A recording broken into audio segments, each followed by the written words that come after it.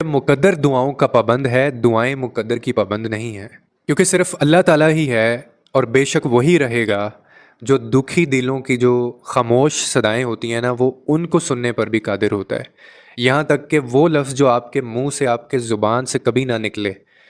کسی چیز کی آپ نے صرف سرگوشی ہی نہ کیوں نہ کی ہو، وہ اس کو سننے پر بھی قادر ہے، اور وہی دلوں میں سکون اتارنے والا ہے۔ اور یہ معجزے جو ہوتے ہیں نا، وہ صرف اور صرف یقین والوں کے لیے ہوتے ہیں، ان لوگوں کے لیے نہیں ہوتے جو اپنے معاملات اللہ کے سپرد نہیں رکھتے، یا بے یقینی ان کے اندر آ جاتی ہے، یا وہ مایوس ہو جاتے ہیں۔ معجزے ان لوگوں کے لیے نہیں ہوتے، معجزے صرف اور صرف یقین والوں کے لیے ہیں۔ اور معجزے کرنا تو صرف اللہ تعالیٰ کا کام ہے، ہمارا کام ہے صبر کرنا اور اپنے حصے کا کام کرنا۔ اور یقین والوں کے لیے یہ بھی کہا جاتا ہے کہ وہ لوگ جو اللہ تعالیٰ کے اوپر بے تحاشا بے شمار یقین رکھتے ہیں نا، پھر اللہ تعالیٰ ان کے لیے ذریعے بناتا ہے، اور یہ جو ذرائع ہوتے ہیں، یہ بعد میں آپ کو